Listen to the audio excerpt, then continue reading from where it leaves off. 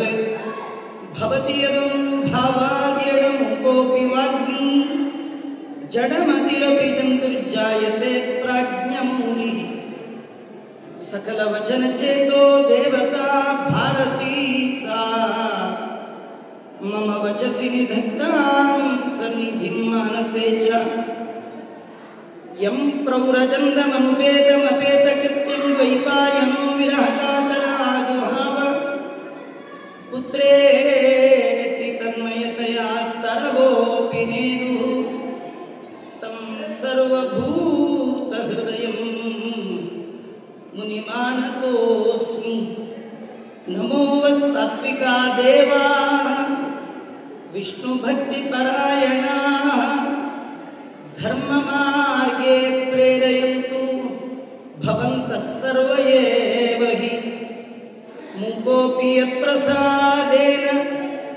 मुकुन्दशयनायते राजराजायते रिक्तो राघवेन्द्रं तमाश्रये यस्य प्रचण्डतपसा श्रुतिगीतवृत्तस्तुष्टो हरिकिलवशं वदतामवापा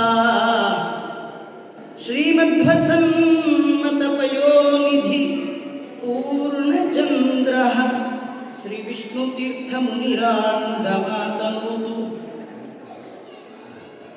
तपस्वाध्याय शुश्रूषा कृष्णपूजारतं मुनिं विश्वेशमिष्टदं वन्दे परिव्राट् चक्रवर्तिनम् आपादमौलिपर्यन्तं गुरूणाम् आकृतिं स्मरेत् तेन विघ्नाः प्रणश्यन्ति सिद्ध्यन्ति च मनोरथाः स्वस्त्यस्तु सदाम् अशेषसन्मङ्गलानि भवन्तु श्रीगुरुभ्यो नमः हरिः ओम्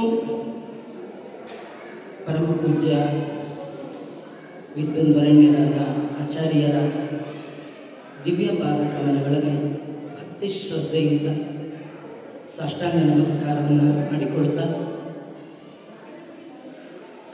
ಇವತ್ತು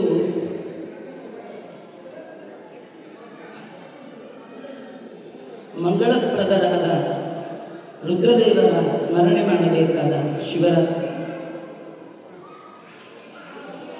ಶಿವನನ್ನ ತಿಳಿಯುವ ಪ್ರಯತ್ನದಲ್ಲಿ 3 ಜನ ಹೊರಟರು. 2 ತಪ್ಪು ತಿಳಿದರು, ಒಬ್ಬರೇ ಒಬ್ಬರು ಸರಿಯಾಗಿ ತಿಳಿಸಿದವರು. ಒಬ್ಬರೇ ಒಬ್ಬರು ಸರಿಯಾಗಿ ತಿಳಿಸಿದವರು ಆನಂದ ತೀರ್ಥ ಭಗವತ್ಪಾದಾಚಾರ್ಯರು ಮಾತ್ರ. ಕೆಲವರು ಹಿಡಿದು ಕೆಟ್ಟರು, ಕೆಲವರು ಬಿಟ್ಟು ಕೆಟ್ಟರು. ಹಿಡಿಬೇಕು, ಬಿಡಬಾರದು, ಹೇಗೆ ಹಿಡಿಬೇಕು ಅದನ್ನು ತೋರಿಸಿಕೊಟ್ಟ ಆಚಾರ್ಯರು ಜಗದ್ಗುರು ಮಧ್ವಾಚಾರ್ಯರು ಮಾತ್ರ. ಒಬ್ಬರು ಶಿವನನ್ನ ಸರ್ವೋತ್ತಮತ್ವೇನ ಉಪಾಸನೆ ಮಾಡಿದರೆ, ಕೆಲವರು ಎಂಥ ಪ್ರಾಣ ಸಮಯ ಹೋಗುವ ಕಾಲ ಬಂದರೂ ಶಿವನ ದೇವಾಲಯಕ್ಕೆ ಮಾತ್ರ ಹೋಗಬಾರದು ಅಂತಂದರು. ವ್ಯಾಸರಾಜರು ಕೂಡ ತಮ್ಮ ಗ್ರಂಥಗಳಲ್ಲಿ ಯಾರ ಹೆಸರನ್ನು ಹೇಳದೆ ಇತಿ ಕೇಚಿತು ಈ ರೀತಿ ಅವರು ಹೇಳ್ತಾರೆ. ಕೆಲವರು ನೀವು ನೋಡಿರ್ಬೋದು, ಅವರ ದೇವಸ್ಥಾನಗಳಲ್ಲಿ ಕಲಶ, ಕಂಠ ಇರುವ ಕಲಶವೇ ಇರಲ್ಲ, ಹೀಗೆ ಬೋಲ್ ಟೈಪ್ ಇರುತ್ತೆ. ಯಾಕೆ ಕಲಶ ಕಂಠ ಬೇಡ ಅಂದ್ರೆ, ಕಲಶಸ್ಯಂಕೆ ವಿಷ್ಣು ಕಂಠೆ ಯಾರಿರ್ತಾರೆ? ರುದ್ರದೇವರು. ಅವರಿಗೆ ರುದ್ರದೇವರು ಆಗಲ್ಲ. ಯಾಕಾಗಲ್ಲ ಅಂದ್ರೆ, ರುದ್ರದೇವರ ವಾಸ ಎಲ್ಲಿ? ದೇವರು ಸಿಕ್ಕೋರಿಗೆಲ್ಲ ಒಳ್ಳೊಳ್ಳೆ ಜಾಗ ಅಲಾಟ್ ಮಾಡಿದ. ರುದ್ರದೇವರಿಗೂ ಒಂದು ಜಯನಗರದಲ್ಲೋ ಧಾರವಾಡದಲ್ಲೋ ಎಲ್ಲಿಯಾದರೂ ಒಂದು ಸೈಟ್ ಅಲಾಟ್ ಮಾಡಬಾರ್ದ? ಬಯಲು ಸ್ಮಶಾನವು ಮನೆ ಇವಗಮ್ಮ. ಶಿವನ ಮನೆ ಯಾವುದು? ಯಾವುದನ್ನ ರುದ್ರ ಭೂಮಿ ಅಂತ ಕರಿತೀವಿ, ಸ್ಮಶಾನ. ಸ್ಮಶಾನವಾಸಿಗಳು ಅಂಥವ್ರನ್ನ ಯಾರು ಮಡಿ ಅಂತ ಕರೀತಾರೆ. ಹಾಗಾಗಿ ಶಿವ ಅವರಿಗೆ ಶುದ್ಧ ಮೈಲಿಗೆ. ಅದರ ಆಚಾರ್ಯರಂತಾರೆ, ಯಚ್ಚೌ ಸನಿಶ್ರುತ ಸರಿತ್ ಪ್ರವರೋಧಕೇನ ತೀರ್ಥೇನ ಮೂರ್ಧ್ನ್ಯಧಿಧೃತೇನ ಅಶಿವ ಶಿವೋಭೂತ್. ಶಿವನು ಧನ್ಯನಾದ ಯಾವುದರಿಂದ? ರಾಮನ ನಾಮದಿಂದ, ಆ ರಾಮನ ಪಾದೋದಕದಿಂದ. ಯಾವ ಭಗವಂತನ ಪಾದೋದಕವನ್ನು ಸದಾ ತಲೆಯಲ್ಲಿ ಧಾರಣೆ ಮಾಡಿದ್ದಾರೆ, ಒಂದು ತೊಟ್ಟು ಕೆಳಗೆ ಬೀಳಬಾರದು ಅಂತ ಹೇಳಿ, ಅಷ್ಟು ಸಾಲದು ಅಂತ ಗಂಗಾಧಾರ, ಅದು ಮೇಲಿರ್ತಲ್ಲ ಗಂಗಾಧರ ಒಂದು, ಗಂಗೆಯ ಧಾರ ಒಂದು, ಯಾವಾಗಲೂ ಅವರು ತಲೆ ಮೇಲೆ ಭಗವಂತನ ಪಾದೋದಕ ಬೀಳ್ತಾ ಇರಬೇಕು. ಹರಿಪಾದೋದಕವನ್ನು ಸದಾ ಧಾರಣೆ ಮಾಡಿದ್ದಾರೆ. ವೈಷ್ಣವಾನಾಂ ಯಥಾ ಶಂಭು ಅಂತ. ಅನ್ಯನಲ್ಲವೋ ನಾನು ಗುರುವೆಂಬೆ ನಿನ್ನ. ಆಚಾರ್ಯರನ್ನ ಯಾರು ಹಿಡಿದಿದ್ದೀರಿ? ನಾವೆಲ್ಲ ಮಧ್ವಾಚಾರ್ಯರ ಮನೆಯವರು ರುದ್ರದೇವರನ್ನ ಏನಂತ ಉಪಾಸನೆ ಮಾಡಬೇಕು ಅಂದ್ರೆ ಗುರುತ್ವೇನ ಉಪಾಸನೆ ಮಾಡಬೇಕು. ಯಾಕಂದ್ರೆ ಸಂಸಾರಿಣಾಂ ಕರುಣಯಾ ಪುರಾಣ ಗುಹ್ಯಂ. ಈ ಭಾಗವತವನ್ನು ಜಗತ್ತಿಗೆ ಕೊಟ್ಟಂತಹವರು ರುದ್ರದೇವರು ಅಲ್ವಾ?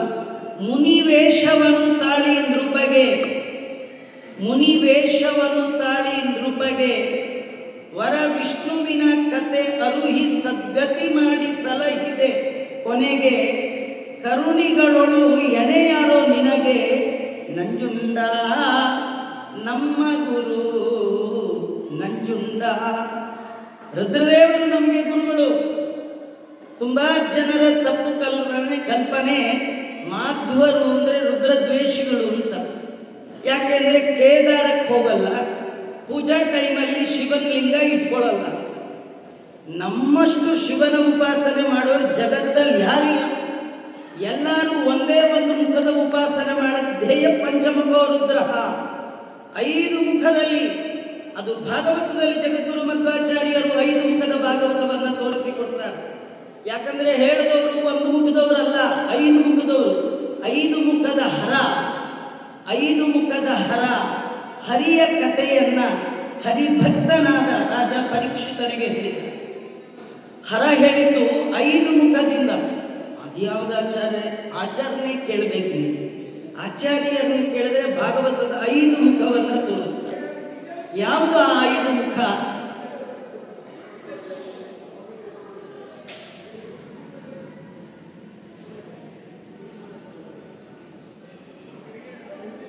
ಶ್ರೀಮದ್ ಭಾಗವತ ಅಂದ್ರೆ ಏನು? ಆಚಾರ್ಯರು ಹೇಳುವಾಗ ಅರ್ಥೋಯಂ ಬ್ರಹ್ಮಸೂತ್ರಾಣ, ಇದು ಭಾಗವತದ 1 ಮುಖ. 2ನೇ ಮುಖ ಭಾರತಾರ್ಥ ವಿನಿರ್ಣಯ, 3ನೇ ಮುಖ ಗಾಯತ್ರಿ ಭಾಷ್ಯ ರೂಪೋಸು, 4ನೇ ಮುಖ ವೇದಾರ್ಥ ಪರಿಭ್ರಮಿತ, 5ನೇ ಮುಖ ಪುರಾಣ ಸಾರ ರೂಪ. ಇಂತಹ 5 ಮುಖದ ಹರಿಯ ಕಥೆಯನ್ನ ಹರಿಭಕ್ತನಾದ ಪರೀಕ್ಷಿತ ಮಹಾರಾಜನಿಗೆ ತಿಳಿಸಿಕೊಟ್ಟ ಮಹಾನುಭಾವರು. ಅವರನ್ನ ಬಿಟ್ರೆ ಕೆಟ್ಟ್ರಿ ಅಂತಾನೆ ಅರ್ಥ. ನಾವು ಪ್ರತಿ ಹಂತದಲ್ಲಿ ರುದ್ರದೇವರ ಉಪಾಸನೆ ಮಾಡ್ತೇವೆ ನೋಡಿ. ಗಂಟೆ ಬಾರಿಸದೆ ಒಳಗೆ ಹೋಗೋ ಹಾಗೆ ಗಂಟೆ ಬಾರಿಸ್ತೀವಿ. ಅದ್ರಲ್ಲಿ ಬಾರಿಸಬೇಕಾದ್ರೆ ಗಂಟಾಗ್ರೆ ಬ್ರಹ್ಮದೈವತ್ಯಂ ಮುಕುಟೆ ರುದ್ರದೈವತಂ. ಆಯ್ತು, ದೇವರ ಪೆಟ್ಟಿಗೆ ಬಿಚ್ಚಿದ್ರಿ, ಬಿಚ್ಚುವಾಗ ತಾರತಮ್ಯ ಶ್ಲೋಕ ಹೇಳಬೇಕು. ವಂದೇ ವಿಷ್ಣು ನಮಾಮಿ ಶ್ರಿಯಮತಜ ಭುವಂ ಬ್ರಹ್ಮವಾಯು ಚ ವಂದೇ ಗಾಯತ್ರೀಂ ಭಾರತೀಂ ತಾಂ ಅಪಿಗರುಡಮನಂತಂ ಭಜೆ. ರುದ್ರದೇವರು ಇಲ್ಲೇ ಇಲ್ಲ. ಕಲಶ ಪೂಜೆಗೆ ಶುರು ಮಾಡಿದ್ರಿ.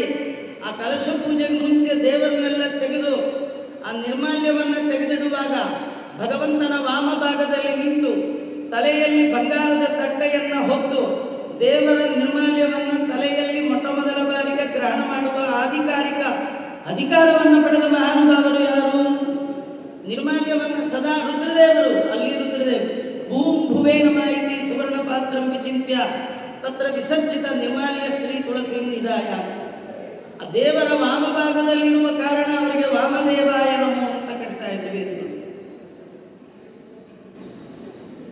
ನಮ್ಗೆ ಯಾಕೆ ರುದ್ರದೇವರಿಲ್ಲ ಪೂಜೆಗೆ ಇಟ್ಕೊಳ್ಳಲ್ಲ ಅಂದ್ರೆ ನಿಮ್ಗೆಲ್ಲ ಗೊತ್ತಿದೆ. ಆ ರುದ್ರದೇವರೇ ಮುಂದೆ ಭಗವಂತನ ಅಂಕ ಶೇಷನಾಗಿ ಅವರು ಬರ್ತಾರಾದ ಕಾರಣ ಅವರು ಮುಂದಿನ ಆ ಶೇಷದೇವರನ್ನೇ ಇಟ್ಕೊಂಡು ನಾವು ಪೂಜೆ ಮಾಡ್ತೀವಿ ವಿನಃ ರುದ್ರದೇವರಿಗೆ ಉಪಾಸನೆ ಇಲ್ಲ ಅಂತೇನಲ್ಲ. ನಮ್ಮಲ್ಲಿ ನಿತ್ಯದಲ್ಲಿ ರುದ್ರದೇವರು ಮನೋನಿಯಾಮಕರಾದ ರುದ್ರದೇವರನ್ನ ಮನಸ್ಸ ಚಿಂತನೆ ಮಾಡುವಂಥದ್ದು. ನಾ ಇಷ್ಟೆಲ್ಲ ಯಾಕೆ ಹೇಳಿದೆ ಅಂದ್ರೆ ನೋಡಿ, ಇವತ್ತಿನ ಆರಾಧನಾ ವಿಷಯಕರು ಪರಮ ಪೂಜ್ಯ ಶ್ರೀ ವಿಷ್ಣು ತೀರ್ಥರು. ಹುಟ್ಟಿದ್ದು ಗೋಕುಲಾಷ್ಟಮಿ, ಹುಟ್ಟಿದ್ದೇ ಕೃಷ್ಣನನ್ನು ಸರ್ವೋತ್ತಮ ಅಂತ ಜೀವನದ ಉದ್ದಕ್ಕೆ ಪ್ರತಿಪಾದನೆ ಮಾಡುವ ಸಲುವಾಗಿ. ಅವರ ಹುಟ್ಟಿನ ಗುಟ್ಟೆ ನಮ್ಗೆ ಹೇಳುತ್ತೆ. ಆರಾಧನೆ ಎಂದರೆ ಅವರ ಆಕೃತಿ, ಅವರು ಬರೆದ ಆ ವೇದವ್ಯಾಸ ದೇವರಿಗೆ ಸಂಬಂಧಪಟ್ಟ ಕೃತಿ, ಅವರ ನುಡಿ, ಅವರ ನಡೆ, ಇದೆರಡರ ಚಿಂತನೆ ಮಾಡಿ ಸಿದ್ಧಿಯನ್ನು ಪಡೆದುಕೊಳ್ಳಬೇಕಾದ ದಿನವೇ ಆರಾಧನಾ. ಅವರು ಬದುಕಿದ್ದಾಗಲೇ ನಮ್ಮ ಕಡೆ ನೋಡಲ್ಲ ರೀ, ನೋಡಿದ್ರು ನಮ್ಮನ್ನು ನೋಡಲ್ಲ, ನಮ್ಮ ಒಳಗಿರುವ ಭಗವಂತನನ್ನೇ ನೋಡುತ್ತಾರೆ. ಬರೀ ನಮ್ಮೊಳಗಿರುವ ಭಗವಂತ ಅಲ್ಲ, ಅವರು ಏನನ್ನು ನೋಡಿದ್ರು ತದಾಕಾರ ತದ್ಭಿನ್ನ ತದ್ವಾಚ್ಯನಾದ ಭಗವಂತನಲ್ಲೇ ಮನಸ್ಸುಳ್ಳವರು. ನಮಗೆ ದೇವರು ನೋಡುವಾಗಲೂ ಅವರಿಗೂ ಮೇಲೆ ಮನಸ್ಸು, ಅವರಿಗೆ ಯಾರನ್ನು ನೋಡುವಾಗಲೂ ದೇವರಲ್ಲೇ ಮನಸ್ಸು ಅವರದಾದರೆ, ನಾವು ದೇವರನ್ನು ನೋಡುವಾಗಲೂ ನಮ್ಮಿನ್ನೆಲ್ಲೋ ಮನಸ್ಸು. ಕೆಲವರು ದೇವಸ್ಥಾನಕ್ಕೆ ಬರುವಾಗ 999 ರೂಪಾಯಿದು ಚಪ್ಪಲಿ ಹಾಕೊಂಡು ಬಂದ್ಬಿಟ್ಟಿರ್ತಾರೆ. ಒಂದೇ ರೂಪಾಯಿ ಕಮ್ಮಿ, 1000 ರೂಪಾಯಿ. ಒಂದ್ಸತಿ ದೇವರು ನೋಡ್ತಾರೆ, ಇನ್ನೊಂದ್ಸತಿ ಚಪ್ಪಲಿ ಕಡೆ ನೋಡ್ತಿರ್ತಾರೆ. ನಾವು ಬಂದಿರೋದಿಲ್ಲ ಆದ್ರೂ ಮನಸ್ಸು ಎಲ್ಲಿದೆ? ನಮ್ಮ ಮನಸ್ಸು. ಆದರೆ ಜ್ಞಾನಿಗಳು ಭೂಮಿಯಲ್ಲಿದ್ದಾಗಲೂ ಅವರ ಮನಸ್ಸು ಮಾತ್ರ ಭಗವಂತನ ಪಾದದ ಚಿಂತನೆಯಲ್ಲಿ ಸದಾ ಇರುವಂಥದ್ದು. ಇನ್ನು ಬೃಂದಾವನ ಪ್ರವೇಶ ಮಾಡಿದ ಮೇಲಂತೂ ನಮಗೂ ಅವ್ರಿಗೂ ಬೇಡ, ನಮ್ಮಿಂದ ಅವ್ರಿಗೆ ಆಗ್ಬೇಕಾದ್ದೇನಿಲ್ಲ, ಆದರೆ ಅವರಿಂದ ನಮ್ಗೆ ಆಗ್ಬೇಕಾದ ತುಂಬ ಇದೆ. ಯಾವಾಗಲೂ ದೇವರನ್ನೇ ನೋಡುವ ಅವರಿಗೆ ದೇವರು ಹೇಳ್ತಾನೆ, ನೀ ಯಾವಾಗಲೂ ನನ್ನೇ ನೋಡುತ್ತಿದ್ರೆ, ನೀನು ಬರೆದ ಗ್ರಂಥವನ್ನ, ನೀನಿರುವ ನಿನ್ನ ಸನ್ನಿಧಾನದ ವೃಂದಾವನವನ್ನು ಸುತ್ತು ಬರುವ ಜನರನ್ನ, ನಿನ್ನ ಪದ, ನಿನ್ನ ಪಾದ, ನಿನ್ನ ಅಂದರೆ ನಿಮ್ಮ, ಇವರ 21 ಗ್ರಂಥಗಳು, ಆ ಪದಗಳನ್ನ ಕಣ್ಣಿನಿಂದ ಪ್ರದಕ್ಷಿಣೆ ಮಾಡ್ತಿರ್ತಾರೆ, ಆವೃತ್ತಿ ಮಾಡ್ತಿರ್ತಾರೆ. ಭಾಗವತ ಸಾರೋದ್ಧಾರ ಆಚಾರ್ಯರು ಮತ್ತೆ ಅವರು ಬಿಂಬೋಪಾಸನ ಹೇಳುವಾಗ ಇಷ್ಟು ಹೇಳಬೇಕಾದ್ರೆ ಎಷ್ಟು ಬಾರಿ ಆವೃತ್ತಿ ಆಗಿರ್ಬೇಕು ಅಂದ್ರೆ ಪದಗಳ ಪ್ರದಕ್ಷಿಣೆ ಆಗಿರ್ಬೇಕು. ಪದಗಳು ಅಂದ್ರೆ ಅವರ ನುಡಿಗಳು.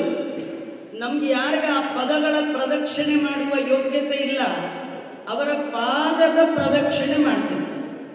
ದೇವರು ಹೇಳ್ತಾನೆ, ನಿನ್ನ ಪದಗಳನ್ನ ಅಕ್ಕರೆಯಿಂದ ನೋಡ್ಬೇಕು. ದೇವರು ಕೊಟ್ಟ ಕಣ್ಣು ಸಾರ್ಥಕ ಆಗಬೇಕಾದರೆ ಶಾಸ್ತ್ರ ಕುಲಾವಲೋಕನಾಯ. ವಿಜೇಂದ್ರ ಸ್ವಾಮಿಗಳು ದೇವರು ಕಣ್ಣು ಯಾಕೆ ಕೊಟ್ಟ ಅಂತ ಹೇಳುವಾಗ, ಶಾಸ್ತ್ರ ಕುಲಾವಲೋಕನಾಯ, ಶಾಸ್ತ್ರದ ಸಾಲನ್ನ ಪ್ರೀತಿಯಿಂದ ನೋಡ್ಬೇಕಂತೆ. ಪ್ರೇಮಣ ಚಿಂತಯತಾಂ ವಿಚಿತ್ರ ವಿಮಲ ಶ್ಲಾಘ್ಯಾರ್ಥ ಸಂಧಾಯಿನಿ. ನಿಮಗೆ 4 ಜನರ ಮಧ್ಯೆ ಕೂತು ಜ್ಞಾನಿಗಳ ಒಂದು ಪದಕ್ಕೆ ಅರ್ಥವನ್ನ ಅರ್ಥೈಸುವ ಸಂದರ್ಭ ಬಂದಾಗ ಅದರ ಕಷ್ಟ ಎಷ್ಟು ವಿದ್ವಾನೇವ ವಿಚಾರ. ಅದರಲ್ಲಿ ಭಾರಿ ಪ್ರದಕ್ಷಿಣೆ ಮಾಡಿರ್ಬೇಕು, ಪ್ರೀತಿಯಿಂದ ಮಾಡಿರ್ಬೇಕು. ಭಗವಂತ ಹೇಳ್ತಾನೆ, ನಿನ್ನ ಕೃತಿ, ನಿನ್ನ ಆಕೃತಿ ಅಂದ್ರೆ ಬೃಂದಾವನ, ಕೃತಿ ಅಂದ್ರೆ ಗ್ರಂಥ, ಇದನ್ನ ಪ್ರದಕ್ಷಿಣೆ ಮಾಡಿದವರನ್ನ ಯಾವತ್ತೂ ನೋಡ್ತೀಯ. ನನ್ನನ್ನು ನೋಡಿದ ಸಾಕು, ನಿನ್ನನ್ನು ನೋಡಕ್ ಬರ್ತಾರಲ್ಲ ಅವರನ್ನು ಸ್ವಲ್ಪ ನೋಡು ಅಂತ ದೇವರು ಅವರಿಗೆ ಬುದ್ಧಿ ಕೊಟ್ಟು ನಮ್ಮ ಕಡೆ ತಿರುಗಿಸಿ ನೋಡುವ ದಿನ ಈ ಆರಾಧನೆ ದಿನ. ಈ ದಿನ ಬೃಂದಾವನದಲ್ಲಿ ವಿಶೇಷವಾಗಿ ಸನ್ನಿಹಿತರಾಗಿದ್ದು ನಮ್ಮನ್ನ ನೋಡ್ತಾರೆ, ಮರಿಬೇಡಿ, ನೋಡೇ ನೋಡ್ತಾರೆ. ಎಲ್ಲೋ ಬಂದ್ರಿ, ಕಾಫಿ ಕೊಡ್ತೀರಿ, ತಿಂಡಿ ತಿಂದ್ರಿ, ಊಟ ಮಾಡಿದ್ರಿ, ಎಲ್ಲೋ ಮಲಗದ್ರಿ, ಆ ನಿದ್ದೆ ಒಳಗೆ ವಿಷ್ಣು ತೀರ್ಥರಿಗೆ ಕಾಲ ಹಾಕೊಂಡು ನಿದ್ದೆ ಮಾಡಿದಿರು ಮಾಡಿ ನೋಡ್ತಾರೆ. ಇವನು ಊಟಕ್ಕೆ ಬಂದು ಪಾಠಕ್ಕೆ ಬಂದು ಅಂತ. ಆರಾಧನೆಯಲ್ಲಿ 2 ಊಟ ಇದೆ. ಒಂದು ಊಟ ಬಾಯಿಗೆ ಹಾಕೊಳ್ಳೋದು, ಕೆಳಗೆ ಬರುತ್ತೆ, ಅವತ್ತೇ ಗೋವಿಂದ. ಇನ್ನೊಂದು ಊಟ ಬಾಯಲ್ಲಿ ತಿನ್ನೋದಲ್ಲ ರೀ, ಕಿವಿಲಿ ಹಾಕೊಳ್ಳೋದು. ಅದೇ ಪಿಬತ ಭಾಗವತಂ ರಸಂ, ಕಿವಿಲಿ ಹಾಕೊಳ್ಳೋ ಊಟ ಇದೆಯಲ್ಲ, ಇದು ಜನ್ಮಾಂತರಕ್ಕೆ ಬರುವಂತಹ ಊಟ. ತುಂಬಾ ಜನ ಈ ಊಟಕ್ಕೆ ಇರೋದೇ ಇಲ್ಲ ರೀ. ನೀವು ನೋಡಿ, ಬೆಳಗ್ಗೆ 8,000 ಜನ, ಈಗ 8,000 ಜನ. ಪಾರಾಯಣ ಅಂದ್ರೆ ಪಲಾಯನ ಹಾಕೊಂಡು ಹೊಡೋಗ್ಬಿಡ್ತಾರೆ. ಪಾರಣೆ ಅಂದ್ರೆ ಎಲ್ಲ ಹೇಳ್ತಾರೆ. ನಿಜವಾದ ಊಟ 21 ಬಗೆಯ ಭಕ್ಷ್ಯವನ್ನ ಮಾಡಿದ್ದಾರೆ. ಅದರ ರಸ ಅಂತ ಜ್ಞಾನಿಗಳಿಗೆ ಮಾತ್ರ ಗೊತ್ತಾಗತ್ತೆ. ನಮ್ಗೇನು ಗೊತ್ತು? ಕೆಲವರು ನೋಡಿ ಅಲಂಕಾರ ಪಂಕ್ತಿ ಕೂತಿರ್ತಾರಲ್ಲ, ಅವ್ರಿಗೆ ಮಾತ್ರ ಅದು ತಿಂದ ಟೇಸ್ಟ್. ಕೆಲವರು ತಿನ್ನಕ್ಕಾಗಲ್ಲ, ದೂರದಿಂದ ನೋಡೋ ಟೇಸ್ಟ್. ಕೆಲವರು ನೋಡೋಕ್ಕೂ ಆಗಲ್ಲ, ಊರಿಗೆ ಹೋದ್ಮೇಲೆ ಹೇಳ್ತಾರೆ ಅಲಂಕಾರದಲ್ಲಿ ಇಷ್ಟಿಷ್ಟುದ್ದ ಕಡುಬು ಮಾಡಿದ್ರು ಅಂತ. ಅದು ಕೇಳಿ ಸಂತೋಷ, ಕೆಲವರು ಕೇಳೇ ಸಂತೋಷ. ಕೆಲವರು ಅಲಂಕಾರ ಪಂಕ್ತಿ ಊಟದವ್ರು ಎದುರು ಕೂತ್ ನೋಡ್ತಿರ್ತಾರಲ್ಲ, ಅವ್ರು ನಾನು ನೋಡಿದೆ, ನೋಡಿದ ಸಂತೋಷ. ಊಟಕ್ಕೂ ತಿಂತಾರಲ್ಲ, ಅದರದ್ದು ಇನ್ನೂ ಸಂತೋಷ. ನಾವೆಲ್ಲ ನೋಡೋರು ಕೇಳೋರು. ಆಚಾರ್ಯರಂತ ಜ್ಞಾನಿಗಳು ಅಲಂಕಾರ 21 ಬಗೆಯ ಭಕ್ಷ್ಯವನ್ನ ಕಣ್ಣಿನಿಂದ ನೋಡಿ, ಕಿವಿಯಿಂದ ಕೇಳಿ, ಹೃದಯದಲ್ಲಿ ವಿಷ್ಣು ತೀರ್ಥರ ಇಷ್ಟು ಆ ಪಂಚಾಮೃತವನ್ನ, ಆ ರಸವನ್ನ, ರಸರಂಜಿನಿಯನ್ನ ಆಸ್ವಾದನೆ ಮಾಡಿರ್ತಕ್ಕಂಥದ್ದು. ಇಂಥ ಊಟಕ್ಕಾಗಿ ಇಲ್ಲಿ ಬರಬೇಕು. ಇವತ್ತಿಲ್ಲಿ ಯಾಕೆ ಬರಬೇಕು ಅಂದ್ರೆ, ಈ ಊಟ ಮತ್ತೆಲ್ಲಿ ಸಿಗಲ್ಲ ರೀ. ಇವತ್ತು ನೀವೇನು ಎಲೆ ಮೇಲೆ ತಿಂದಿದ್ರೆ ಅದು ನಿಮ್ಮ ಮನೇಲೂ ಸಿಗತ್ತೆ. ಆದ್ರೆ ಈ ಸ್ಟೇಜಲ್ಲಿ ಕೂತ ಆಚಾರ್ಯರು ಬಿಂಬೋಪಾಸನೆಯ ಬಗ್ಗೆಯೋ ಅಥವಾ ವಿಷ್ಣು ತೀರ್ಥರ ಬಗ್ಗೆ ನೀವೇನು ಕೇಳಿದ್ರಿ ಅದು ನಿಮ್ಮ ಮನೇಲಿ ಸಿಗಲ್ಲ. ಅದಕ್ಕಾಗಿ ಇಲ್ಲಿ ಬರಬೇಕಂತ ಇಲ್ಲಿ ಬಂದು ಆ ವಿಷ್ಣು ತೀರ್ಥರ ಕೃತಿ ಮತ್ತು ಆಕೃತಿ, ಕೃತಿಯ ಪರಿಚಯ ಮಾಡಿಕೊಡುವ ತನಕ ಆಕೃತಿಗೆ ಪ್ರದಕ್ಷಿಣೆ. ಕೃತಿಯ ಪರಿಚಯ ನಡೆಯುವಾಗ ಆಕೃತಿಗೆ ಪ್ರದಕ್ಷಿಣೆ ಇಲ್ಲ. ಕೃತಿಯನ್ನ ಶ್ರವಣ ಮಾಡಬೇಕು, ಶ್ರದ್ಧಾ ಭಕ್ತಿಯಿಂದ ಶ್ರವಣ ಮಾಡಬೇಕು. ಅಂತಹ ಶ್ರೀ ವಿಷ್ಣು ತೀರ್ಥರು ಹುಟ್ಟಿದ್ದು ಗೋಕುಲಾಷ್ಟಮಿ. ಕೃಷ್ಣನನ್ನ ಸರ್ವೋತ್ತಮ ಅಂತ ಪ್ರತಿಪಾದನೆ ಮಾಡಲಿಕ್ಕಾಗಿಯೇ ಹುಟ್ಟಿದ ಜನ್ಮ ಅದು. ನಮ್ಮ ಹಾಗೆ ತರೋಣ ಬರೋಣ ತಿನ್ನೋಣ ಬೇಗು ಬೆಳಗು ಊಟದ ಚಿಂತೆ ಉಂಡ ಮೇಲೆ ಶಯನ ಇದಕ್ಕಾಗಿ ಬಂದವರಲ್ಲ ಅವರು. ಎಂಥ ವೈರಾಗ್ಯ ರೀ ಅವ್ರ ಕಥೆ ನಿಮಗೆಲ್ಲ ಗೊತ್ತೇ ಇದೆ ನೋಡಿ. ಅವ್ರ ಹೆಸರು ಜಯತೀರ್ಥಾಚಾರ್ಯರು. ಒರಿಜಿನಲ್ ಜಯತೀರ್ಥರಿದ್ದಾರಲ್ಲ, ಅವ್ರದ್ದು ಎಂಥ ವೈರಾಗ್ಯವೋ ಅವರ ಅನುಗ್ರಹದಿಂದ ಅಂಥದ್ದೇ ವೈರಾಗ್ಯ. ಪ್ರಸಕ್ತಿ ಕೂಡ, ಸನ್ನಿವೇಶವೂ ಅಂಥದ್ದೇ. ಅವ್ರಿಗೆ ಅವ್ರ ಗುರುಗಳು ಕಿಂಪಶು ಪೂರ್ವದೇಹೆ ಒಂದೇ ವರ್ಣ, ಇವ್ರಿಗೂ ಒಂದೇ ವರ್ಣ. ಮಂಚ ಬಾರದು ಮಡದಿ ಬಾರದು ಕಂಚು ಕನ್ನಡಿ ಬಾರ. ನಿಮ್ಗೊಂದು ಮಾತು ಹೇಳ್ತೀನಿ, ಈ ಹಾಡು ನಮ್ಮ ಜೀವನದಲ್ಲಿ ನಾವು ಎಷ್ಟು ಬಾರಿ ಕೇಳಿದ್ವಿ, ಆದ್ರೂ ಯಾವತ್ತಾರು ಮನೆ ಬಿಟ್ಟು ಹೋಗಿದ್ದೀವ? ಹೋಗಲ್ಲ ಅಲ್ವಾ? ಬೇಕಾದ ಜನ ಬೈತಾರೆ ಅಂತಾರೆ, ಬಹಳ ಗಟ್ಟಿ ಮನಸ್ಸು. ನಮ್ಮ ವೈರಾಗ್ಯ ಬರೋದೇ ಇಲ್ಲ. ಹೆತ್ತ ಮಕ್ಕಳು ಬೈದ್ರು ಬರಲ್ಲ, ಬೀದಿಯವರು ಬೈದ್ರು ಬರಲ್ಲ, ಯಾರು ಏನಂದ್ರು ವೈರಾಗ್ಯ ಬರಲ್ಲ ರೀ. ಯಾಕೆ ಬರಲ್ಲ ಆಚಾರ್ಯ? ಯಾಕೆ ಬರಲ್ಲ ಗೊತ್ತಾ? ನೋಡಿ, ಕುದಿಯುವ ನೀರಿಗೆ ಹಾಕಿದ ಅಕ್ಕಿ ಅನ್ನ ಆಗತ್ತೆ. ಕುದಿಯುವ ನೀರಿಗೆ ಹಾಕಿದ ಅಕ್ಕಿ ಅನ್ನ ಆಗತ್ತೆ. ಅಕ್ಕಿ ಜೊತೆ ಬೆರೆತ ಕಲ್ಲು ಎಷ್ಟು ದಿನ ಇದ್ರೂ ಹೇಗೆ ಅನ್ನ ಆಗಲ್ವೋ ಹಾಗೆ ತಾಮಸಿ ಗುಣದವ ಎಷ್ಟು ಪುರಾಣ ಕೇಳಿದ್ರು, ಯೋಗ್ಯತೆ ಇಲ್ಲದವ ಎಷ್ಟು ಶಬ್ದಗಳನ್ನ ಕಿವಿಯಲ್ಲಿ ಹಾಕೊಂಡ್ರು, ಶಬ್ದಗಳು ವ್ಯಕ್ತಿಯ ವ್ಯಕ್ತಿತ್ವವನ್ನ ಎಂದು ಬದಲಾವಣೆ ಮಾಡ್ಲಿಕ್ಕೆ ಸಾಧ್ಯ ಇಲ್ಲ. ಯೋಗ್ಯತೆ ಇದ್ದವನ ಕಿವಿಗೆ ಶಬ್ದ ಬಿದ್ದರೆ ಮಾತ್ರ ಅದು ಪರಿಣಾಮವನ್ನ ಉಂಟು ಮಾಡುತ್ತೆ, ಇಲ್ಲದಿದ್ರೆ ಇಲ್ಲ. ವೈರಾಗ್ಯ ಶಿಖಾಮಣಿಗಳು, ಯಾಕಂದ್ರೆ ಅವರು ವೈರಾಗ್ಯವನ್ನೇ ಜೀವನದ ಭಾಗ್ಯ ಅಂತ ತಿಳಿದ ಮಹಾನುಭಾವರು. ನಾವು ಭಾಗ್ಯ ಕಳ್ಕೊಂಡ ಮೇಲೆ ಬರೋದು ವೈರಾಗ್ಯ. ನಾವು ನಮ್ಗೆಲ್ಲ ಬರೀ ಉಲ್ಟಾ ತಿಳ್ಕೊಳ್ಳೋದೆ, ಸರಿಯಾಗಿ ತಿಳ್ಕೊಳ್ಳೇ ಇಲ್ಲ. ಜೀವನದ ದೊಡ್ಡ ಭಾಗ್ಯ ಯಾವುದು ಅಂದ್ರೆ ವೈರಾಗ್ಯ. ಏನು ವೈರಾಗ್ಯ? ವೈರಾಗ್ಯ ಅಂದ್ರೆ ಹೆಂಡತಿ ಬಿಡೋದಲ್ಲ ರೀ, ಕೆಟ್ಟ ಪಂಚ ಉಟ್ಕೊಳ್ಳೋದಲ್ಲ ರೀ. ದೇವರು ಎಲ್ಲ ಕೊಟ್ಟಿದ್ರು ಏನು ಕೊಟ್ಟಿಲ್ಲದೆ ಇದ್ದು ತರ ಇರ್ತಾರಲ್ಲ, ಅದು ವೈರಾಗ್ಯ ಅಲ್ಲ. ಮತ್ತು ವೈರಾಗ್ಯ ಅಂದ್ರೇನು? ಇರಬೇಕು, ಇರದಿರಬೇಕು. ಅಸಂಗ ಆತ್ಮವ್ಯತಿರಿಕ್ತ ವಸ್ತುನಿ ದೃಢಾರತಿರ್ ಬ್ರಹ್ಮಣಿ ನಿರ್ಗುಣೇಚಯ.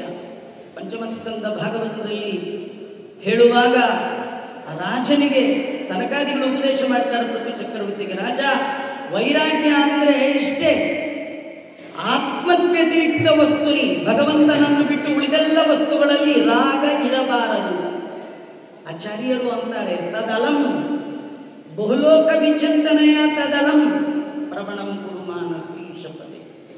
ಭಗವಂತನ ಪಾದಾರವಿಂದದಲ್ಲಿ ಭಕ್ತಿ, ದೇವರನ್ನು ಬಿಟ್ಟು ಉಳಿದದರಲ್ಲೆಲ್ಲ ಆಸಕ್ತಿ ರಾಹಿತ್ಯ. ಬೇಕು, ಬೇಕೇ ಬೇಕು ಭಾವ ಬೇಡ. ಎಲ್ಲವೂ ಬೇಕು, ಬೇಕೇ ಬೇಕು ಭಾವ ಬೇಡ. ಅರ್ಥ, ಭಗವಂತ ಕೊಟ್ರೆ ಬಿಡಬೇಡಿ. ಹರಿ ಕೊಟ್ಟ ಕಾಲಕ್ಕೆ ಉಣಲಿಲ್ಲ ಆಗಬಾರ್ದು. ಸಣ್ಣ ಶಾಲ್ಯೋದನ ಬೆಣ್ಣೆ ಕಾಸಿದ ತುಪ್ಪ ಚಿನ್ನದ ಹರಿವಾಣದೊಳು ಭೋಜನ. ದೇವರು ಕೊಟ್ರೆ ದಪ್ಪಕ್ಕೆ ಅನ್ನ ತಿನ್ಬೇಡಿ. 100 ರೂಪಾಯಿ ಅಕ್ಕಿ ತನ್ನಿ, ಆಚಾರ್ಯಗೂ ಕೊಡಿ, ನೀವು ತಿನ್ನಿ. ಕೆಲವರು ತಾವು ತಿನ್ನಲ್ಲ, ಬೇರೆಯವ್ರಿಗೂ ಕೊಡಿ. ಅವ್ರದ್ದೇನು ಅಭ್ಯಾಸ ಅಂದ್ರೆ ಪಾಸ್ಬುಕ್ ನೋಡೋದು, ಫೇಸ್ಬುಕ್ ನೋಡೋದು, ಪಾಸ್ಬುಕ್ ನೋಡೋದು, ನೋಡಿ ನೋಡಿ ಸಂತೋಷ ಪಡೋದು. ಹಾಗೆ ನೋಡ್ತಾ ನೋಡ್ತಾ ಪಾಸ್ಬುಕ್ ನೋಡ್ತಾ ನೋಡ್ತಾ ಒಂದಿನ ಪಾಸ್ ಡವೆ ಇಂದಿರಾರಮಣ ಗೋವಿಂದ ಗೋವಿಂದ. ಹಾಗಾಗಬಾರ್ದಂತೆ ಶ್ರೀಪಾದರಾಜರು ಹೇಳ್ತಾರೆ, ಸಣ್ಣ ಶಾಲ್ಯೋದನ ಬೆಣ್ಣೆ ಏನು ಅಡುಗೆ ಮಾಡಿಸಿದ್ದಿಲ್ಲ ಇವತ್ತು. ನಾವು ಗೊತ್ತಾ, ವಿಷ್ಣು ತೀರ್ಥರ ಪಾಠಕ್ಕೂ ಅನ್ಫಿಟ್ಟು. ವಿಷ್ಣು ತೀರ್ಥರು ಅಂತಾರೆ, ಪಾಠ ಬಿಡಪ್ಪ, ನಾನು ಹಾಕೋ ಊಟ ಮಾಡಿ ಫಸ್ಟು, ಅದಕ್ಕೂ ಅನ್ಫಿಟ್ರಿ. ಏನು ಹುಳಿ, ಏನು ತೊವೆ, ಏನು ಪಲ್ಯ, ಏನಾದ್ರು ನೀವು ಎಲೆ ಮೇಲೆ ಹಾಕಿದ್ದೆಲ್ಲ ತಿಂತೀರಿ ಸ್ವಾಮಿ, ನಿಮ್ಮ ಪ್ರಸಾದ ಒಂದು ಚೆಲ್ಲಲ್ಲ, ಆ ಯೋಗ್ಯತೆಯೂ ಇಲ್ಲ ನಮ್ಗೆ. ಅಂದ್ರೆ ಭಗವಂತನ ಭಕ್ತರು ಕೊಟ್ಟರು ಹೇಗೆ ಕೊಡ್ತಾರೆ, ಹೇಗೆ ಒಂದು ಭೋಗ, ಹೇಗೆ ಅವರ ವೈರಾಗ್ಯ. ದೇವರು ಕೊಟ್ಟರೆ ವೈರಾಗ್ಯ, ಸುಮ್ಮನೆ ನಾಟಕ ಆಡಬೇಡಿ. ದೇವರು ಕೊಟ್ಟಾಗ ದೇವರು ಕೊಟ್ಟದ್ದು ಅಂತ ಸ್ವೀಕಾರ ಮಾಡೋದೇ ವೈರಾಗ್ಯ. ಒಂದೇ ಮನಸ್ಸಲ್ಲಿರಬೇಕು, ನಂದೇನದು ಸ್ವಾಮಿ, ನಿಂದೇ ಇದೆ. ಇಂಥ ದೊಡ್ಡ ವೈರಾಗ್ಯ ಶಿಖಾಮಣಿಗಳು ಕೇವಲ ಒಂದೇ ಒಂದು ಮಾತಿನಿಂದ. ಅವರು ಬೃಂದಾವನ ಪ್ರವೇಶ ಮಾಡಲಿಕ್ಕಾಗಿ ಆಯ್ಕೆ ಮಾಡಿಕೊಂಡದ್ದು. ನಮ್ಗೆ ನಿಮ್ಗೆ ಆಯ್ಕೆ ಇಲ್ಲ ರೀ. ನಮ್ಗೆ ಹೋಗ್ಲಿಕ್ಕೆ ಆಯ್ಕೆ ಇಲ್ಲ, ಬರ್ಲಿಕ್ಕೂ ಆಯ್ಕೆ ಇಲ್ಲ. ಜ್ಞಾನಿಗಳು ಬರ್ಲಿಕ್ಕೂ ಆಯ್ಕೆ ಮಾಡ್ಕೊಳ್ತಾರೆ, ಹೋಗ್ಲಿಕ್ಕೂ ಆಯ್ಕೆ ಮಾಡ್ಕೊಳ್ತಾರೆ. ನಾವು ಬರುವಾಗ ಯಾಕೆ ಬಂದ್ವಿ ಗೊತ್ತಿಲ್ಲ, ಹೋಗುವಾಗ ಯಾಕೆ ಹೋದ್ವಿ ಗೊತ್ತಿಲ್ಲ. ಹೋದವ್ರ ಬಗ್ಗೆ ನೀವು ಫೋನ್ ಮಾಡಿ ಯಾರಿಗಾದ್ರೂ ಹೇಳಿ, ಹೋದವ್ರ ಬಗ್ಗೆ ಅವ್ರು ಹೋಗ್ಬಿಟ್ರು, ಫೋನ್ ತಗೊಂಡು ಹೋಗ್ಬಿಟ್ರ, ನಮ್ಗೆ ಗೊತ್ತೇ ಆಗ್ಲಿಲ್ಲ ಅಂತಾರಲ್ಲ. ಹೋದವ್ರಿಗೆ ಗೊತ್ತಾಗಿಲ್ಲ, ನಿಮಗೇನು ಗೊತ್ತಾಗುತ್ತೆ? ಅದು ಯಾರಿಗೂ ಗೊತ್ತಾಗಲ್ಲ ರೀ. ಅಂದ್ರೆ ಏನು ಮಾಡಕ್ಕಾಗಲ್ಲ ರೀ. ಇನ್ನು ಕೆಲವ್ರದ್ದು ಇನ್ನೂ ನಾಟಕ ಏನಂದ್ರೆ, ಕೆಲವರು ಆಚಾರ್ಯ ಮಗಳ ಮದುವೆ ಆಯ್ತು, ಮನೆ ಆಯ್ತು, ನಾನಂತೂ ರೆಡಿ ಅಂತಾರೆ. ಅದು ಇನ್ನೂ ನಾಟಕ. ದೇವರು ಯಮ ನಿಮಗೆ ಫೋನ್ ಮಾಡಿ ಆರ್ ಯು ರೆಡಿ, ಬರ್ಲೇನಪ್ಪ ಬೆಳಗ್ಗೆ ಕೇಳ್ತಾನ? ಯಾರನ್ನೇನು ಕೇಳಲ್ಲ ರೀ. ಹಾಗಾಗಿ ನಮ್ಗೆ ಬರ್ಲಿಕ್ಕೂ ಟೈಮ್ ಇಲ್ಲ, ಹೋಗ್ಲಿಕ್ಕೂ ಟೈಮ್ ಇಲ್ಲ. ಜ್ಞಾನಿಗಳು ಆಗಲ್ಲ. ಅವರು ಬಂದ್ರು ಅಂದ್ರೆ ಏನೋ ಒಂದು ಲೆಕ್ಕಾಚಾರ ಇಟ್ಕೊಂಡು ಬರ್ತಾರೆ, ಹೋಗುವಾಗಲೂ ಒಂದು ಲೆಕ್ಕಾಚಾರ. ವಿಷ್ಣು ತೀರ್ಥರು ಇವತ್ತೇ ಯಾಕೆ ಆಯ್ಕೆ ಮಾಡಿಕೊಂಡ್ರು? ಯಾಕೆ ಯಾಕೆ ಯಾಕೆ ನೀವೊಂದು ಸತಿ 100 ಸತಿ ಯಾಕೆ ಯಾಕೆ ಅನ್ಕೊಂಬಿಡಿ, ಆನ್ಸರ್ ಗೊತ್ತಾಗ್ತದೆ. ಯಾಕೆ ಗೊತ್ತಾ? ಅವ್ರಿಗೆ ಇಷ್ಟು ಕಾರುಣ್ಯ. ನಮ್ಮ ಈ ಅಂಗರಕ್ಷತೆ ಜನ ಅಪ್ಪಿ ತಪ್ಪಿ ಕೂಡ ಶಿವರಾತ್ರಿ ಅಂತ ಉಪವಾಸ ಎಲ್ಲಿಯಾದ್ರೂ ಮಾಡಿಬಿಟ್ಟಾರು, ನನ್ನ ಆರಾಧನೆ ಮಾಡಿ ಊಟ ಜಡಿ. ಯಾಕಂದ್ರೆ ಜಗನ್ನಾಥರು ದಾಸರು ಹೇಳ್ತಾರೆ, ನಂದಿವಾಹನ ದಿನದಿ ವಿಷ್ಣು ಶ್ರವಣವ ತ್ಯಜಿಸುವಂದದಲ್ಲಿ. ನಂದಿವಾಹನ ದಿನದಿ ಶ್ರವಣ, ವಿಷ್ಣು ಪಂಚಕ ಉಪವಾಸ ಮಾಡುವವರು ಕೂಡ ವಿಷ್ಣು ದೇವತಾಕವಾದ ಶ್ರವಣ ನಕ್ಷತ್ರ ಇವತ್ತು ಬಂದಿದೆ. ಆ ನಕ್ಷತ್ರ ಬಂದರೂ ಕೂಡ ಊಟ ಮಾಡಿ. ಶಿವರಾತ್ರಿಯಿಂದ ಯಾವ ಕಾರಣದಿಂದ ಉಪವಾಸ ಮಾಡಬಾರದು ಅಂತ ಅದು ಬಹಳ ಮುಖ್ಯವಾದದ್ದು. ಅದನ್ನು ಮತ್ತೆ ತಿಳಿಸ್ಲಿಕ್ಕೋಸ್ಕರ ಭಗವದ್ ಭಕ್ತರಾದ ಭಾಗವತಾತ್ರೇಳಿಗಳಾದ ವಿಷ್ಣು ತೀರ್ಥರು ಶಿವರಾತ್ರಿನೇ ಅಂತೂ ಒಂದದ್ದು 6,500 ಜನ ಇವತ್ತು ಊಟ ಮಾಡಿದ್ದೀರಿ ಅಂದರೆ ಶಿವರಾತ್ರಿ ಉಪವಾಸ ಅಂತೂ ಮಾಡಿದ್ರು. ಹಾಗೆ 8 ಜನ ಶಿವರಾತ್ರಿಯಿಂದ ಬಚಾವ್ ಮಾಡಿದ್ರಲ್ಲ, ಅದೇ ಒಂದು ಶಿವರಾತ್ರಿನ ಬೃಂದಾವನ ಪ್ರವೇಶಕ್ಕಾಗಿ ಆಯ್ಕೆ ಮಾಡಿಕೊಂಡಿದ್ದಾರೆ. ಇದು ಒಂದು ಕಥೆ. ಆದರೆ ಇನ್ನೊಂದು ಕಥೆ, ಆ ಶಿವನೇ ನಾನು ಅಂತ ಭದ್ರಾಂಶ ಸಂಭೂತರಾಗಿರ್ತಕ್ಕಂಥ ಮಹಾನುಭಾವರಂತ ಅವರ ಬಗ್ಗೆ ಹೇಳ್ತಾರೆ ನೋಡಿ. ಅದಕ್ಕೆ ಅವರು ಎಲ್ಲ ಗ್ರಂಥಗಳು, ಅವರೊಂದು ಒಂದೊಂದು ಗ್ರಂಥ ಕೂಡ ನಮ್ಗೆ ಒಂದೊಂದು ಜನ್ಮ ಬೇಕು. ಆಗಲೇ ಆಚಾರ್ಯರು ತುಂಬ ಓದ್ಕೊಂಡವರು, ತಿಳ್ಕೊಂಡವರು, ಅನುಭವಿಗಳು, ಅನೇಕ ಬಾರಿ ಪಾಠ ಹೇಳಿದವರೇ ಸಕಲೇನ ಅವರ ಗ್ರಂಥಗಳನ್ನು ಪರಿಪೂರ್ಣವಾಗಿ ಅರ್ಥ ಮಾಡಿಕೊಂಡು ಅರ್ಥೈಸುವ ತಾಕತ್ತು ಇಲ್ಲ ಅಂತ ಹೇಳಿದ ಮೇಲೆ ಆ ಗ್ರಂಥಗಳ ಪ್ರೌಢಿಮೆ, ಅದರ ಡೆಪ್ತ್, ಅದರ ಆಳ, ಅದರ ಅಗಲ, ಅದರ ಉದ್ದ, ಅದರ ವಿಸ್ತಾರ, ಅದರ ಅರ್ಥಬಾಹುಲ್ಯ ನಾವು ನೀವು ನಿಮ್ಮ ತಲೆಯಲ್ಲಿ ಯೋಚನೆ ಮಾಡಿ ಕೂಡ ನೋಡಿ. ಅವರ ಅನುಗ್ರಹ ಇಲ್ಲ ಅಂದರೆ ಒಂದೇ ಒಂದು ವಾಕ್ಯಕ್ಕೂ ಯಾರು ಏನು ಅರ್ಥ ಮಾಡಲಿಕ್ಕೆ ಸಾಧ್ಯ ಇಲ್ಲ. ಎಲ್ಲ ಪುಸ್ತಕಗಳ ಮೇಲೆ ಒಂದು ಪ್ರಿಂಟ್ ಮಾಡಿರ್ತಾರೆ, ರೈಟ್ಸ್ ಆರ್ ರಿಸರ್ವ್ಡ್ ಅಂತ, ಹಕ್ಕುಗಳನ್ನು ಕಾಯ್ದಿರಿಸಲಾಗಿದೆ. ಹಾಗೆ ವಿಷ್ಣು ತೀರ್ಥರ ಎಲ್ಲ ಗ್ರಂಥಗಳ ಅರ್ಥಾನುಸಂಧಾನದ ಹಕ್ಕುಗಳು ಅವರದು. ಅವರು ಸೇವೆ ಮಾಡಿ ಅವರ ಅನುಗ್ರಹದಿಂದ ಏನಾದ್ರು ಒಂಚೂರು ರಿಲೀಸ್ ಮಾಡಿಸ್ಕೊಂಡ್ರೆ ಉಂಟು. ನನಗಿದ್ರೆ ಕನ್ನಡ ಬರುತ್ತೆ, ಇಂಗ್ಲಿಷ್ ಬರುತ್ತೆ, ಸಂಸ್ಕೃತ ಬರುತ್ತೆ, ವ್ಯಾಕರಣ ಬರುತ್ತೆ, ನ್ಯಾಯ ಬರುತ್ತೆ, ತರ್ಕ ಬರುತ್ತೆ ಅಂತ ಏನಾದ್ರು ಪುಸ್ತಕ ತೆಗೆದ್ರು ಒಂದು ಅಕ್ಷರ ಅರ್ಥ ಆಗಬಾರ್ದು ಹಾಗೆ ಮಾಡ್ಬಿಡ್ತಾರೆ. ಅಂತಹ ಗ್ರಂಥಗಳನ್ನು ರಚನೆ ಮಾಡಿದ ಮಹಾನುಭಾವರು. ಅದರೊಳಗೆ ಅವರ ಎಲ್ಲ ಗ್ರಂಥಗಳಲ್ಲಿ ಇವತ್ತು ಅವರ ಭಕ್ತರು ಅವರನ್ನ ಯಾರು ಅನುಸರಿಸ್ತಾರೆ ಅವರೆಲ್ಲ ಒಪ್ಪಿಕೊಂಡ ಅತ್ಯುತ್ಕೃಷ್ಟವಾದ ಒಂದು ಗ್ರಂಥ ಅಂದ್ರೆ ಭಾಗವತ ಸಾರೋದ್ಧ. ನೋಡಿ, ಅದನ್ನ ಶುಕಾಚಾರ್ಯರು ಹೇಳಿದರು. ಅದರ ಸಾರವನ್ನ ಉದ್ಧಾರ ಮಾಡಲಿಕ್ಕೆ ಶುಕಾಚಾರ್ಯರೇ ಮತ್ತೊಮ್ಮೆ ಬಂದರು. ಅವರು ಆರಂಭ ಮಾಡುವಾಗಲೂ ಕೂಡ ಆ ಭಾಗವತವನ್ನ ಆರಂಭ ಮಾಡುವಾಗ ಯಾವ ಶ್ಲೋಕದಲ್ಲಿ ಆರಂಭ ಮಾಡಿದ್ದಾರೆ ಶುಕಾಚಾರ್ಯರು ದ್ವಿತೀಯ ಸ್ಕಂದದಲ್ಲಿ, ಅದೇ ಶ್ಲೋಕದಿಂದಲೇ ನಮಃ ಪರಸ್ಮೈ ಪುರುಷಾಯ ಭೂಯಸೆ ಸದುದ್ಭವಸ್ಥಾನ ನಿರೋಧ ಲೀಲಯ ಗೃಹೀತ ಶಕ್ತಿ ತ್ರಿತಯಾಯ ದೇಹಿನ ಅಂತ ಅದ್ಭುತವಾಗಿ ಅಲ್ಲಿಂದಲೇ ಆರಂಭ ಮಾಡ್ತಾರೆ. ಅದರಿಂದಲೇ ನಾವು ತಿಳ್ಕೊಳ್ಬಹುದು ಸೂಚ್ಯವಾಗಿ ಅವರು ನಮಗೆ ನಾವು ಎಂಥವರು ಅಂತ ತೋರಿಸ್ಲಿಕ್ಕೆ ಕೂಡ ಶಿವರಾತ್ರಿ ದಿನವೇ ಆಯ್ಕೆ ಮಾಡಿಕೊಂಡಂತ ಮಹಾನುಭಾವರು. ದೊಡ್ಡವರ ಮುಂದೆ ಮಾತಾಡುವ ಯೋಗ್ಯತೆ ನಂದಲ್ಲ. ಒಂದೇ ಒಂದು ಶ್ಲೋಕ ಮಾತ್ರ ಭಾಗವತದ ಹೇಳಿ ನಾನು ಅವರ ಅಂತರ್ಯಾಮಿ ವಿಷ್ಣು ತೀರ್ಥರ ಅಂತರ್ಯಾಮಿಯಾದ ಭಗವಂತನಿಗೆ ಅರ್ಪಣೆ ಮಾಡುವ ಪ್ರಯತ್ನವನ್ನು ಮಾಡುತ್ತೇನೆ. ಸಮಗ್ರ ಭಾಗವತದ ಸಾರ, ಸಮಗ್ರ ಯಾವ ಭಾಗವತ 18,000 ಶ್ಲೋಕ ಇದೆ, 344 ಅಧ್ಯಾಯ ಇದೆ, 12 ಸ್ಕಂದ ಇದೆ, ಯಾವುದು ಶುಕ ಮತ್ತು ಪರೀಕ್ಷೆಯ ಸಂವಾದ ರೂಪದಲ್ಲಿ ಇದೆ, ಯಾವುದು ವೇದವ್ಯಾಸ ದೇವರ ಮುಖಕಮಲದಿಂದ ಬಂದಿದೆ. ಇಂತಹ ಭಾಗವತದ ಸಾರವನ್ನ ಹೇಳ್ತಾ ಹೇಳ್ತಾ ಹೇಳ್ತಾ ಶುಕಾಚಾರ್ಯರು ಪರೀಕ್ಷಿತನಿಗೆ ಕಟ್ಟ ಕಡೆಯದಾಗಿ ಒಂದು ಮಾತು ಹೇಳ್ತಾರೆ. ಪರೀಕ್ಷಿತ, ಈ 12 ಸ್ಕಂದದಲ್ಲಿ ನಾ ಏನೇನು ಹೇಳಿದೆ ನಿನಗೆ ಎಷ್ಟು ನೆನಪಿದೆಯೋ ಎಷ್ಟು ನೆನಪಿಲ್ವೋ ಏನು ಕಥೆಯೋ, ನಿನಗೆ ಒಂದು ಮಾತು ಹೇಳ್ತೇನೆ. ಈ ಮಾತನ್ನೇ ನಾನು ಇಟ್ಕೊಂಡು ಇದರ ಸುತ್ತ ಎಲ್ಲ ಕಥೆಯನ್ನ ನಿನಗೆ ಹೇಳುತ್ತೇನೆ. ಒಂದು ಮಾತು, ಬಹಳ ಪ್ರಮುಖವಾದ ಒಂದು ಮಾತು. ಇದನ್ನ ಹೇಳಲಿಕ್ಕೆ ಇಷ್ಟೆಲ್ಲ ಕಥೆ ಹೇಳಿದ್ದು ಯಾವುದದು? ಭಗವಂತನ ನಾಮ ಸ್ಮರಣೆಯ ಮಹಿಮೆ. ನಾಮ ಸಂಕೀರ್ತನಂ ಯಸ್ಯ ಸರ್ವ ಪಾಪ ಪ್ರಣಾಶನಂ ಪ್ರಣಾಮೋ ದುಃಖ ಶಮನಂ ತಂ ನಮಾಮಿ ಹರಿಂ ಪರಂ.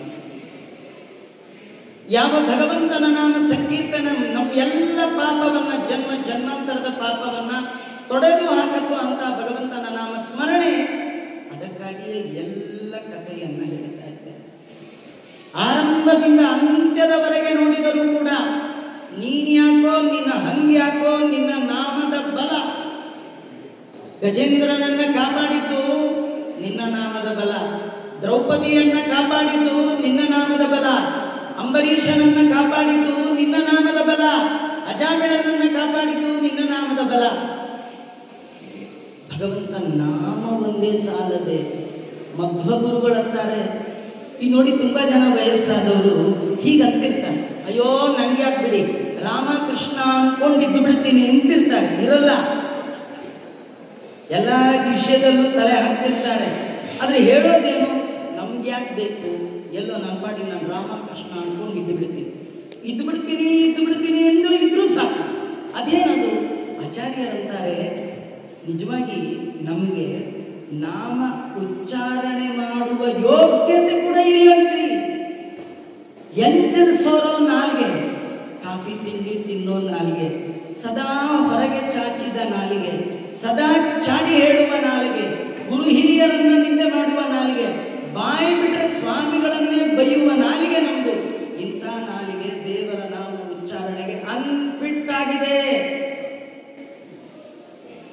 ಗಜೇಂದ್ರ ಕೂಗಿದ ತಕ್ಷಣ ದೇವರು ಹಲೋ ಅಂದ. ನಾವು ಕೂಗೆ ಕೂಗ್ತೀವಿ, ಒಂದ್ಸತಿ ಅಂದಿದ. ದ್ವಾರಾವತಿಗೂ ಹಸ್ತಿನಾವತಿಗೆ ಕೂಗಳತೆಯೇ ಕೇಳ್ತಾ ಇದ್ದಾರೆ ದಾಸರಾಯರು. ದ್ರೌಪದಿ ಕೂಗಿದ್ದು ಒಂದೇ ಒಂದ್ಸತಿ, ಒಂದೇ ಇಂದ. ಅಜಾಮಿಳ ಮಗನ ಹೆಸರಲ್ಲಿ ಕೂಗಿದ್ರಿ, ಬಂದೇ ಬಿಟ್ಟೆ ಅಂದ. ನಮ್ಗೆ ಯಾಕೆ ಬರ್ತಾ ಇಲ್ಲ? ಯಾಕೆ ಬರ್ತಿಲ್ಲ ಅಂದ್ರೆ ನಾವು ಕೂಗ್ಲಿಕ್ಕೆ ಅನ್ಫಿಟ್, ನಮ್ಗೆ ಯೋಗ್ಯತೆ ಇಲ್ಲ. ಹಾಗಾದ್ರೆ ಏನ್ ಮಾಡಬೇಕು? ಆಚಾರ್ಯರಂತಾರೆ ಕೂಗುವ ಪ್ರಯತ್ನ ಮಾಡಿ. ಯತತೋಪಿ ಹರೇ, ಯತತೋಪಿ ಹರೇ ಪದ ಸಂಸ್ಮರಣೆ ಸಕಲ ಹೆಗಮಾಶುಲೈ ಭಜತಿ. ದೇವರನ್ನು ನಾಮ ಸಂಕೀರ್ತನೆ ಮಾಡುವ ಪ್ರಯತ್ನ ಮಾಡಿದರೆ ಸಾಕಂತೆ ನಿಮ್ಗೆ ಭಗವಂತ ಅನುಗ್ರಹ ಮಾಡ್ತಾನೆ. ಅದರಿಂದ ಭಗವಂತನ ನಾಮೋಚ್ಚಾರಣೆ. ದಾಸರಂತಾರೆ ನಿನ್ನ ನಾಮಕ್ಕೂ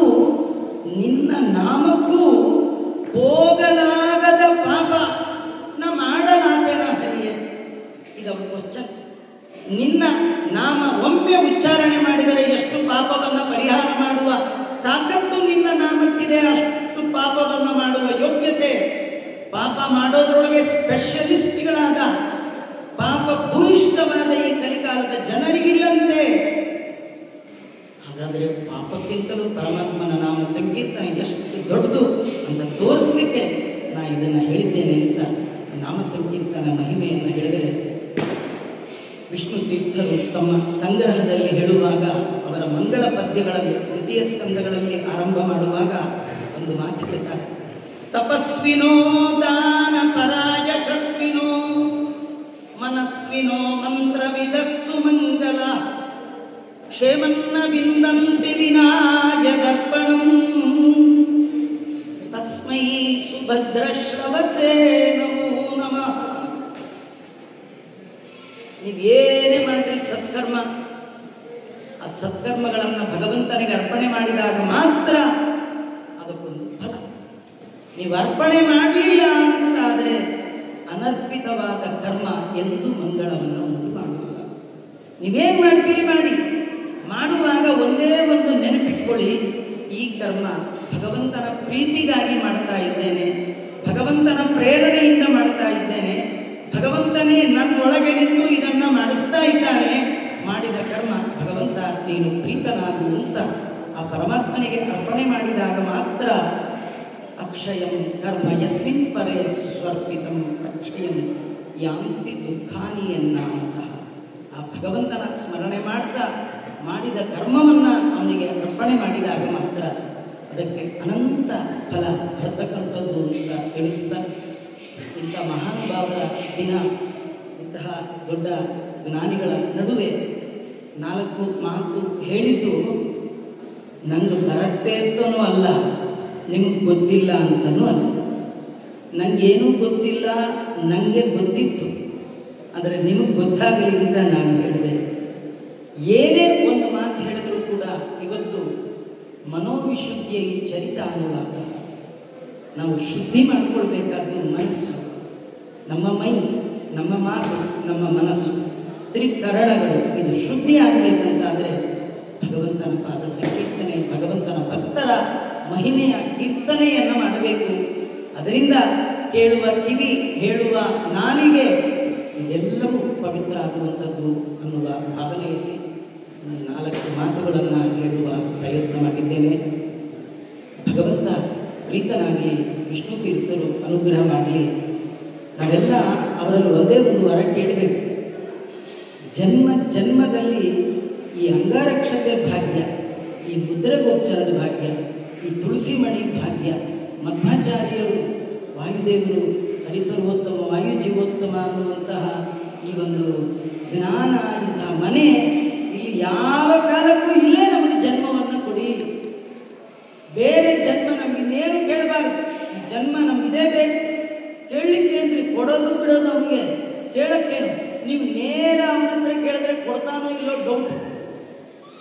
ಇವ್ರ ಹತ್ರ ಕೇಳಬೇಕು, ಸ್ವಾಮಿ ದಯಮಾಡಿ ನಿಮ್ಮ ಶಾಲೆಗೆ ನನ್ನ ಸೇರಿಸ್ಕೊಳ್ಳಿ, ನಿಮ್ಮ ಭಕ್ತರ ಆ ಒಂದು ತಂಡಕ್ಕೆ ನನ್ನ ಸೇರಿಸ್ಕೊಳ್ಳಿ ಅಂತ ಅವರಲ್ಲಿ ಹೇಳ್ತಾ, ಮುಂದಿನ ವರ್ಷ ನಾವು ಬರುವಾಗ ನಿಮ್ಗೆ ಯಾವುದಾದ್ರೂ ಒಂದು ಗ್ರಂಥವನ್ನು ಪಾರಾಯಣ ಮಾಡದೆ ಪಾರಣೆ ಮಾಡೋಲ್ಲ ಅನ್ನುವ ಒಂದು ಶಬ್ದವನ್ನು ಮಾಡೋಣ. ಬರೋಣ ಅಂತ ಹೇಳ್ತಾ ಶ್ರೀಕೃಷ್ಣ ಅರ್ಪಣಮಸ್ತು. ಸರ್ವೇಂದ್ರಿಯ ಪ್ರೇರಕೇಣ ಶ್ರೀ ಪ್ರಾಣಪತಿನೇರಿತ ಯದವೋಚ ಮಹಂತೇನ ಪ್ರಿಯತಾಂ ಕಮಲಾಲಯ ಮಧ್ವೇಶಾರ್ಪಣಮಸ್ತು. ಕೃಷ್ಣ